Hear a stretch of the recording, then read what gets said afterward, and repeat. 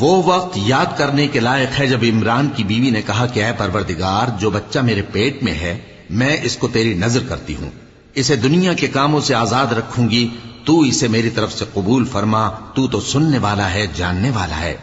پھر جب ان کے ہاں بچہ پیدا ہوا تو کہنے لگی کہ پروردگار، میرے تو لڑکی ہوئی ہے، جبکہ اللہ خوب جانتا تھا جو ان کے ہاں ولادت ہوئی تھی، اور نہ ہوتا لڑکا مانند اس لڑکی کے۔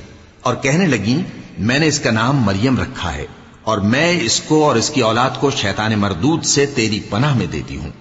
تو اس کے پروردگار نے اس کو پسندیدگی کے ساتھ قبول فرمایا اور اسے اچھی طرح پرورش کیا، اور زکریا کو اس کا کفیل بنایا۔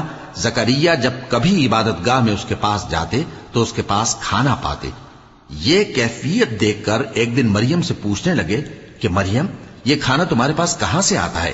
وہ بولی کہ اللہ کے ہاں سے آتا ہے، بے شک اللہ جسے چاہتا ہے بے حساب